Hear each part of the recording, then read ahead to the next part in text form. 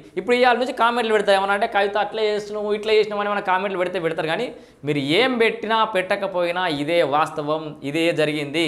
చాలా వరకు కేసీఆర్ తోటి నేను డైరెక్ట్గా ఇంకొక కవిత లాంటి కవిత చెప్పినటువంటి ఇంకొక సేమ్ అట్లాంటి ఇంకొక బ్లాక్ బస్టర్ న్యూస్ చెప్తా ఇనూరి. చాలా వరకు ముంపు గ్రామాల ప్రజలు చాలామంది మేము కేసీఆర్ కలవాలని చాలాసార్లు కొట్లాడినాం మేము.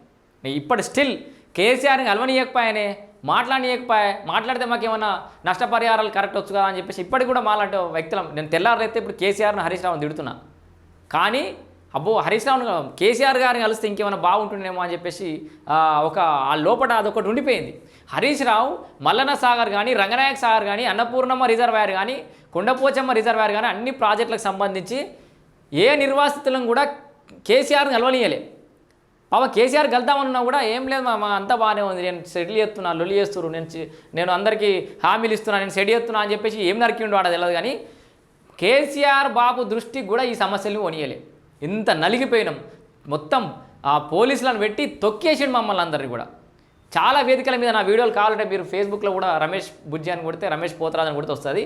నేను చాలా వేదికల మీద కూడా అన్నా, అధికారులను కూడా అడిగిన పబ్లిక్ హియరింగ్, మీరు ఏం చేయకూడదు సార్, ఇక మీ మాటలు మేము నమ్మేటట్లేదు, మమ్మల్ని కేసీఆర్ దగ్గర తీసుకుపోరి, మేమే అడుక్కుంటాం ఏం కావాలనో మాకు ఇస్తాడు కేసీఆర్, బోలా శంకరుడు మాకు ఏదంటే అది ఇస్తాడని చెప్పేసి మేము అన్నాం. కానీ ఆ బోలా శంకరుడు అని మేము నమ్మినాం, కానీ ఆ కేసీఆర్ని మభ్యపెట్టి మోసం చేసి ఇటు ప్రజలను మోసం చేసి దుర్మార్గమైనటువంటి పాలన నడిపించింది మాత్రం ఖచ్చితంగా హరీష్ రావే. కవిత విషయంలో ఈ విషయానికి నేను ఖచ్చితంగా ఏకీభవిస్తున్నా. హరీష్ రావు తెలంగాణ సమాజం నిన్ను ఎప్పుడు మర్చిపోదు, నువ్వు చేసిన ద్రోహాన్ని మర్చిపోదు. ఈ పాపం ఖచ్చితంగా పడుతుంది, మళ్ళో జన్మలు కాదు ఈ జన్మలనే ఖచ్చితంగా.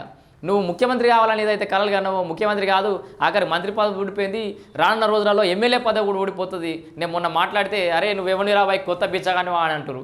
ఎస్ నేను కొత్త బిచ్చగానే, మీరు లక్షాధికారులు అయితే మర్చుకో లక్ష పంపిరి, అందరు కోడీసారు అంతగాని మోతేవారులు అయితే గంజి బట్టలకు గతి ఉండదు కానీ కామెంట్లు అయితే పెడతా ఉంటారు. సో ఇక్కడ కవిత అయితే మొత్తానికి హరీష్ రావే మెయిన్ దొంగ అని చెప్పేసి అయితే సర్టిఫై చేసేసింది.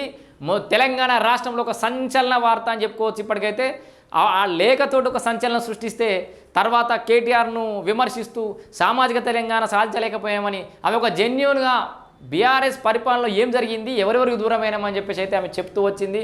ఓపెన్గా మాట్లాడ స్టార్ట్ చేసింది.